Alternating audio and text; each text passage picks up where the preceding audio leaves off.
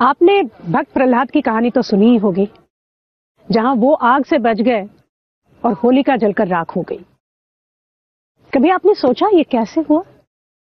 अगर मैं आपसे कहूं कि अग्नि को इस बात का पता था कि प्रहलाद अच्छे दिल के हैं और होलिका के इरादे बुरे हैं, तो आप हैरान मत होइए। हमारी भारतीय मान्यताओं के अनुसार हमने प्रकृति को एक जीवित शक्ति माना है। हमारे आसपास के पेड़ पौधे, हवा, वृक्ष, ये सब कुछ हमें वैसे ही महसूस कर सकते हैं जैसे कि हम उन्हें। ब्रह्मांड के नियमों के अनुसार जब प्रकृति और मनुष्य एक होते हैं तभी ईश्वर की प्राप्ति होती है। और प्रकृति की बात करें तो भारत पर तो जैसे ईश्वर का आशीर्वाद है। भारत का पर्यावरण विविधताओं से भरपूर है। यहाँ रेगिस्तान, विशाल पहाड़ियां, घने जंगल, खुले मैदान, घास, नदियों के तट, समुद्र तट, हर प्रकार के क्षेत्र हैं। हमारे यहाँ 1200 जाति के पक्षी, 19,000 जाति की मछलियां, 17,000 जाति के फूल और 45,000 जाति की वनस्पति हैं। ये है मेघालय की डाउकी उमगोट नदी। ये दुनिया की सबसे पारदर्शी नदियों में से एक है। अगर आप इस नदी में झांक कर देखें तो सतह से नदी का तला नजर आता है। सुबह जब सूरज उगता है तो ये गहरे हरे रंग की नदी बिल्कुल ट्रांसपेरेंट, कलरलेस हो जाती है और अपने सारे राज हम पर खोल देती है। प्रकृति की चित्रकारी का इससे बढ़िया नजारा और कहीं नहीं है। ये ब्रह्मांड जो है ये 5 तत्वों से बना है, जिन्हें हम पंच महाभूत कहते हैं। लेकिन क्या आप जानते हैं कि हमारे जो 5 सेंसेस हैं वो इन 5 तत्वों से जुड़े हैं? जैसे हमारी आंखें अग्नि से जुड़ी हैं, हमारी नाक पृथ्वी से जुड़ी है, हमारी जीभ पानी से, हमारी स्किन या त्वचा वायु से और हमारे कान अंतरिक्ष से। अब आपको समझ में आया कि जब इनमें से किसी भी तत्व में इम्बैलेंस क्रिएट होता है तो वो हमारे शरीर के अंदर इम्बैलेंस क्रिएट करता है और इसीलिए हम बीमार होते हैं। हमारे फिलोसोफर, एस्ट्रोनॉमर वराहमिहिर ने बृहद संहिता में सुनामी के बारे में लिखा है। उन्होंने लिखा है कि सुनामी आने के पहले उस क्षेत्र में 40 दिन पहले कुछ एक भाप आने लगती है धरती से, और जो वृक्ष हैं उनके पत्ते धीरे धीरे अपना रंग बदलने लगते हैं और कुछ कुछ पत्ते सड़ने भी लगते हैं। लेकिन ये हमें तब पता चलेगा जब हम अपने वृक्षों के प्रति सजग होंगे। हमारे यहाँ वृक्ष वेद में वृक्ष को लगाने से उनकी अलग अलग बीमारियों के बारे में सब कुछ लिखा है। और क्या आप जानते हैं कि वैदिक काल में पोल्यूशन या प्रदूषण नाम की कोई चीज ही नहीं थी। पर्यावरण में किसी भी मिलावट को सीधा पॉइजनिंग ऑफ एनवायरनमेंट समझा जाता था और ये एक दंडनीय अपराध था। वन्य जीवन की सुरक्षा, खासतौर पर हाथियों जैसे जानवरों की सुरक्षा, हमारे यहाँ चंद्रगुप्त मौर्य और कौटिल्य के समय से चली आ रही है। पशुओं के प्रति क्रूरता तब एक दंडनीय अपराध था। सम्राट अशोक के राज्य में भी वन और वन्य सुरक्षा अनिवार्य थी। विश्व का पहला जानवरों का अस्पताल अशोक के समय पाटलिपुत्र में बनाया गया था। लेकिन फिर यह व्यवस्था बदली। मुगलों की और फिर अंग्रेजों की गुलामी ने पर्यावरण के साथ हमारा रिश्ता तोड़ दिया। जब अंग्रेज यहां आए तो हमारे रिच नेचुरल रिसोर्सेज को देखकर चकाचौंध हो गए और उन्होंने देखा तो सिर्फ भारत को लूटना। सबसे पहले उन्होंने हमारे जंगलों पर कब्जा किया और हमारे पेड़ काटना शुरू कर दिया। 10 कुओं के बराबर है एक तालाब, 10 तालाबों के बराबर है एक रेजोवायर, 10 रेजोवायर्स के बराबर है एक पुत्र और 10 पुत्रों के बराबर है एक वृक्ष। मत्स्य पुराण के इस श्लोक में वृक्ष को पुत्र से ऊपर माना गया है। मैं आज के संदर्भ में इस श्लोक की एक बहुत ही अद्भुत परिभाषा आपको बताना चाहती हूं। राजस्थान के पिपलांतरी गांव में, इस गांव में एक लड़का नहीं बल्कि एक लड़की के जन्म पर लोग 111 पेड़ लगा रहे हैं और इस तरह मानवता और पर्यावरण दोनों के लिए कमाल का काम कर रहे हैं। 2006 में मेरी बेटी जिसका नाम किरण था, उसकी लू लगने से डेथ हो गई। क्या उम्र थी? उसकी उम्र 16-17 साल थी तो हम लोगों के ऊपर पहाड़ टूट गया, बहुत तकलीफ हुई। 12 दिन के बाद मेरे गांव वाले, मेरे परिवार के लोग मुझे यहाँ लेकर आए कि भाई आज से पंचायत में बैठिए, काम किए अपना। तो यहाँ आकर सबसे पहले जो ये पेड़ दिख रहा है ना, ये पेड़ मैंने मेरी बेटी की स्मृति में लगाया। हाँ, ये भी देख रहे हैं। इस पेड़ को लगाते समय मेरे परिवार के लोग, मेरे गांव के लोग, मेरी ग्राम पंचायत के लोग सब बड़ी संख्या में थे और सबकी आंखों में आंसू था, एक बेटी के नाम पर वृक्षारोपण करने। तो मुझे ये लगा कि अरे मेरी बेटी के नाम पर आंखों में आंसू आ रहे हैं, तो क्यों नहीं इस गांव में जन्म लेने वाली हर एक बेटी के नाम पर वृक्षारोपण करें। मैंने मेरी टीम के साथ बैठकर डिस्कस की। जमीनें बंजर पड़ी है, पेड़ दिख नहीं रहे, पानी 500 फीट से नीचे है, लोगों को पीने का शुद्ध पानी नहीं मिल रहा है। मैंने हमारे यहाँ की नर्सिंग स्टाफ से लिस्ट मंगवाई है, सरपंच रहते हुए, कि भाई इस गांव में कितनी डिलीवरी रजिस्टर्ड हुई है और उन डिलीवरी में कितनी लड़कियां पैदा हुई है, और उन लड़कियों के परिवार से हमारे स्कूल के टीचर, हमारे सब सेंटर के एनएम और आंगनवाड़ी कार्यकर्ताओं को इसके लिए लगाया कि आप जाइए, सबसे बात कीजिए। और हमने इस काम को शुरुआत की। और ये भी सोच थी कि एक मतलब पिता, पुत्री और माँ, ये 111 पौधे एक एक करके हमने लगाए। और ये प्रकृति को बचाने का काम मेरी बेटी की स्मृति में 2006 में शुरू हुआ था। इससे बड़ी खुशी और क्या हो सकती है। जब मैं आता हूँ, पेड़ों से गले मिलता हूँ, देखता हूँ, तो मुझे ऐसा लगता है कि मेरी बेटी से बात कर रहा हूँ। और ये सब श्रेय सरकार की विभिन्न योजनाओं के माध्यम से मेरे गांव की गरीब महिलाओं ने किया है, मैंने नहीं किया। मेरा तो एक सपना था मेरी बेटी के माध्यम से साकार होता देखा। तो इंस्पिरेशन तो है, आपने बहुत इंस्पायर किया है सब लोगों को। लोगों का नजरिया बदलना पड़ेगा, लोगों की सोच को बदलना पड़ेगा, और सोच को बदलने का काम दिव्यांग के लोगों ने किया। और मैं भाग्यशाली हूँ कि मेरी बेटी के माध्यम से काम हुआ। दिव्यांग का मतलब मैं सच्ची बताऊं, अगर ये लाइव शो होता और हमारे यहाँ ऑडियंस होती ना, तो मैं सबको कहती कि आपके लिए जोरदार तालियां बजाएं।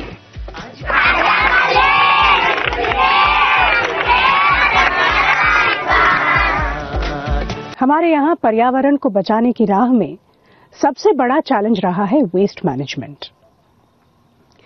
मैं आज आपको दिखाती हूँ एक ऐसी इनोवेशन जो वेस्ट मैनेजमेंट के साथ साथ पानी की भी बचत करती है। आइए मिलते हैं रोहित देशमुख से और देखिए इन्होंने क्या बनाया है। इंजीनियरिंग खत्म होने के बाद में मैंने 2-3 महीना जॉब भी किया है, लेकिन मुझे जॉब नहीं करना था। फिर मैं सब छोड़ छाड़ के गांव में आया। मेरे गांव घूमने के बाद में मुझे ये याद आया कि यहाँ पे टॉयलेट एक बहुत बड़ी समस्या है। और इस समस्या के बारे में जब मैं कॉलेज में रहता था, मेरे दोस्त लोग मुझे चिढ़ाते थे। गंदगी का नाम ही मतलब वो गांव बोलते थे, और उनकी बात भी सच थी। तो इस चीज को मुझे बदलना था। इस चीज को बदलने के लिए टॉयलेट बनाना जरूरी था। तो टॉयलेट कौन सा बनाना है, फिर मैंने रिसर्च स्टार्ट किया। तब मुझे बायो टॉयलेट के बारे में पता चला कि जो कि DRDO ने बनाया था। बायो टॉयलेट में कहना एक डाइजेस्टर रहता है।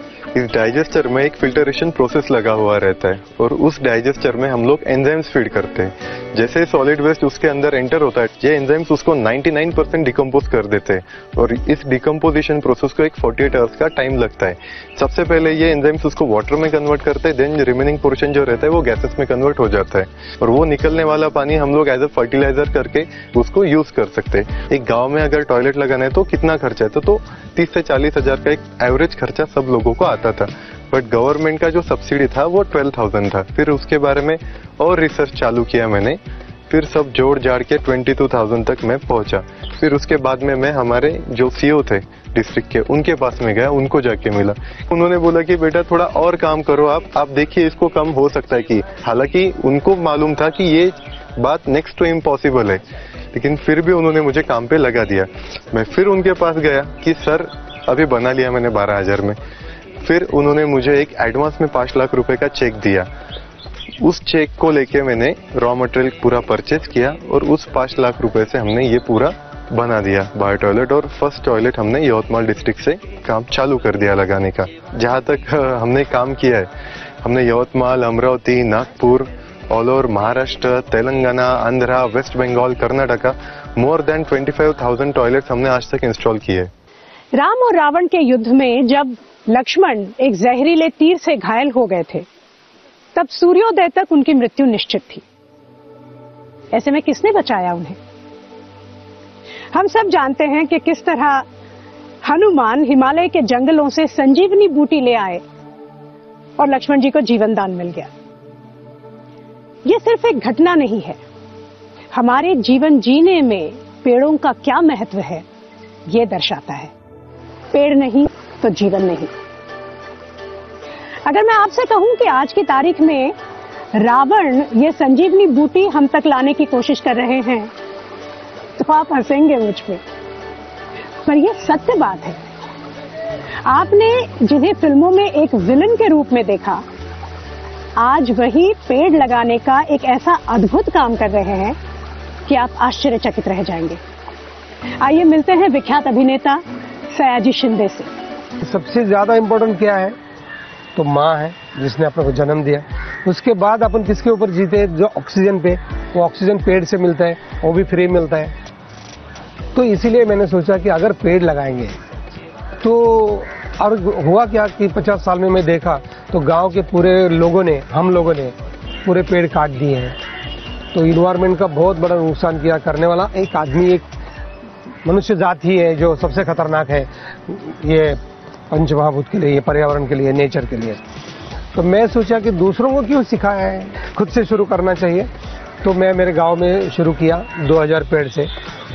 फिर मुझे लगा कि मेरे जैसे सोचने वाले भी लोग बहुत हैं, तो उन दोस्तों को लेके हम लोग काम शुरू किया। शुरू में 1000-2000 लोग इस प्रोजेक्ट में जुड़ गए थे, पर अब महाराष्ट्र से जितने भी वृक्ष प्रेमी है वो बुला रहे हैं कि हमारे गांव आ जाओ। हमने शुरू में 15,000 पेड़ लगाए थे, अभी लाखों की संख्या में महाराष्ट्र में ये प्रोजेक्ट बढ़ रहा है। लोग अच्छी तरह से सहायता कर रहे हैं। अभी हम लोग पेड़ लगाने गए, कुछ लोगों ने पेड़ काट दिए, कुछ लोगों ने पानी देने का मशीन दिया है नहीं। हमने जो उधर मोटर बिठाई थी और मोटर चोरी हो गया, उस गांव के लोगों को फिर समझाया, फिर करके अभी चल रहा है।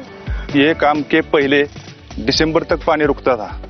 अभी ये जलयुक्त का काम करने के बाद फरवरी मार्च तक पानी हमको आसानी से रुक रहा है और खेती को बहुत ही आसान हो रही है। अभी सह्याद्री देवराय का नाम चेंज करके या दोनों रखे, उसको ट्री स्टोरी फाउंडेशन करके हम रजिस्टर कर रहे हैं। झाड़ाची गोष्ट, मतलब हर एक पेड़ की एक स्टोरी होनी चाहिए।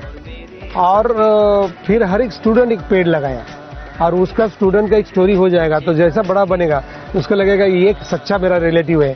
कैसा होता है, कोई भी रिलेटिव आपको धोखा दे सकता है, भाई दे सकता है, बहन दे सकती है, वाइफ दे सकती है, लेकिन आपने जो पेड़ लगाया वो आपको कभी जिंदगी में धोखा नहीं देगा। पर्यावरण की रक्षा के इस कार्य ने गति तब पकड़ी जब अंतर्राष्ट्रीय स्तर पर पर्यावरण को बचाने की मुहिम हमने छेड़ दी और आज भारत इसमें वर्ल्ड लीडर बनकर उभर रहा है। और सबसे कमाल की बात तो ये है कि जब प्रकृति खोज नाम का एक ऑनलाइन क्विज भारत सरकार ने आयोजित किया तो उसमें 3,500 स्कूलों से लगभग 30,000 बच्चों ने पार्टिसिपेट किया। और उसके बाद स्वच्छ हवा फॉर स्वच्छ एंड स्वस्थ भारत मिनी मैराथन का जब सरकार ने आह्वान किया तो तमाम इको क्लब से 15,000 युवकों ने पार्टिसिपेट किया। भारत के पौरुष की ऐसी तमाम कहानियां हैं जो न सिर्फ हमें प्रेरित करती हैं बल्कि आशा की एक किरण दिखाती हैं। लेकिन प्लास्टिक मनुष्य द्वारा बनाई गई एक ऐसी चीज है जो प्रकृति में एब्जॉर्ब नहीं हो रही है और इसलिए प्लास्टिक पोल्यूशन आज पर्यावरण के लिए सबसे बड़ा और खतरनाक प्रदूषण बनता जा रहा है। दुनिया भर के एनवायरमेंटलिस्ट, साइंटिस्ट्स और सोशल वर्कर्स इसी चीज पर काम कर रहे हैं और तभी एक केमिस्ट्री के प्रोफेसर ने एक ऐसा इनोवेटिव टेक्निक निकाला है इस प्लास्टिक मेनेस को खत्म करने का। आइए मिलते हैं the plastic man of India मतलब मदुराई के राजगोपालन वासुदेवन से। मेरी रुचि है समाज पर असर करने वाले विषयों पर खोज करने की और इंसानों के लिए उपयोगी वस्तुओं को ढूंढने की। जब 2001 में प्लास्टिक को बैन करने की मुहिम छेड़ी गई तब मुझे लगा कि इससे लाखों इंसान की नौकरियां चली जाएंगी, उद्योग बंद हो जाएंगे और ये अच्छा नहीं होगा। मुझे लगा कि क्यों ना इस प्लास्टिक का कोई हल निकाला जाए। मैंने सोचा कि अगर प्लास्टिक को टार के साथ मिलाकर इसको संशोधित कर दिया जाए तो ये विश्व भर में इस्तेमाल हो सकता है। अकेले भारत में 46 लाख किलोमीटर की सड़कें हैं, विश्व में तो करोड़ों किलोमीटर की सड़कें हैं। अगर इस प्लास्टिक तकनीक का इस्तेमाल सब जगह हो तो प्लास्टिक का बढ़िया उपयोग हो सकता है, वहां से इस आइडिया की एक बड़े रूप में शुरुआत हुई। इस तरह के जो पत्थर हैं उन्हें 170 डिग्री की आंच पर गर्म किया जाता है और यह है प्लास्टिक जिसका इस्तेमाल होता है। मैं पत्थर और प्लास्टिक को यहीं मिलाकर गर्म किया करता था। उनकी कोटिंग हो जाने के बाद यहीं टार मिलाकर फिर बाहर ले जाकर उनका टेस्ट किया करता था। इसी से मेरी मदद हुई है। प्लास्टिक कोटिंग से पत्थर ऐसे हो जाते हैं, फिर इनमें टार मिलाया जाता है। टार मिलने से ये ऐसे सख्त हो जाते हैं।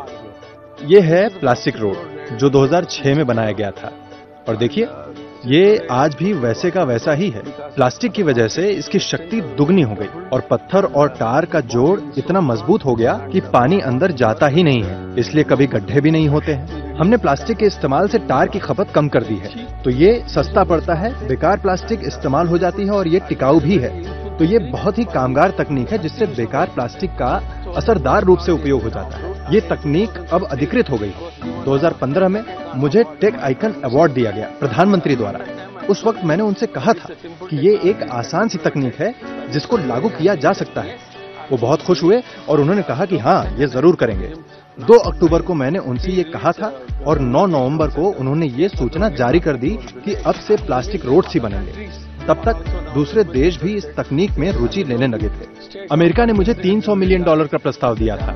मैंने कहा कि ये तकनीक मैं आपको नहीं दूंगा, मैं इसे अपने देश को ही दूंगा। हमारे देश में इतने संसाधन हैं लेकिन हम उनका इस्तेमाल नहीं कर रहे हैं। हम क्यों किसी और को जाकर ये सब दें? हमारा देश ज्यादा जरूरी है। ईश्वर ने मुझे यह आइडिया दिया प्लास्टिक के उपयोग के लिए और अपने देश की सहायता के लिए। मैं हमेशा यही कहता हूँ कि जीवन बलिदान और सेवा का नाम है। मेरे लिए अपने व्यक्तिगत फायदे का बलिदान करना जरूरी था और विश्व की सेवा करना जरूरी था। जब आप ये कर पाते हैं तभी आप विकसित हो सकते हैं, बेहतर हो सकते हैं। जीवन का यही सिद्धांत है। आज देश के 11 राज्य इस तकनीक को लागू कर रहे हैं। हर साल 10 से 15% सड़कें प्लास्टिक से बनती हैं, कहीं कहीं 25% भी बनती हैं। साथ ही पर्यावरण और वन विभाग भी इसका इस्तेमाल कर रहे हैं। हाल ही में हमें दुबई से मटेरियल मिला है। वो लोग प्लास्टिक बैग का इस्तेमाल करते हैं पेट्रोलियम वेस्ट को रखने के लिए। उनके पास 10,000 टन प्लास्टिक था जिसका उन्हें पता नहीं था कि क्या करना है। अब उन्होंने वो प्लास्टिक मुझे दे दिया है, मैं उसका सही उपयोग करूंगा। ये विश्व भारत के ही ज्ञान से सुधर सकता है। सर्वो जना सुखिनो भवन्तु, यानी सभी का खुश रहना जरूरी है, हम ऐसा मानते हैं। यही भारत का संदेश है। आज मैं 74 साल का हूँ, काश मैं 20 साल का होता ताकि अपने देश की और सेवा कर पाता। इस पूरे ब्रह्मांड में पृथ्वी ही एक ऐसा ग्रह है जहां जीने के सारे साधन उपलब्ध हैं। इस पृथ्वी ने हमें जीवन दिया है, इसलिए पर्यावरण की रक्षा सिर्फ सरकार की जिम्मेदारी नहीं हो सकती, ये हमारा दायित्व है। सिंधु घाटी सभ्यता जिस पर हम सब गर्व करते हैं, वो कहां लुप्त हो गई? कभी आपने सोचा कि सारा का सारा वैदिक साहित्य जो है वो सरस्वती नदी के इर्द गिर्द आधारित है और सारा पौराणिक साहित्य गंगा पे। इससे यह साफ झलकता है कि जब सरस्वती लुप्त हो गई तो सारा का सारा समाज पश्चिम से पूर्व की तरफ जहां गंगा बहती थी वहां आके बस गया। आज हम फिर से उसी कगार पर खड़े हैं। क्या फिर से सरस्वती लुप्त हो जाएगी? क्या दोबारा हमें एक नई गंगा की खोज में निकलना पड़ेगा? मुझे विश्वास है नहीं, क्योंकि सरस्वती है आप, हम, हमारी सोच, हमारा विश्वास। आइए फिर से एक बार प्रकृति से मिल जाए और अपने ईश्वर को ढूंढ लें। तो ये थी हमारे पर्यावरण की बात, आपकी बात, मेरी बात, हम सब की बात, भारत की बात।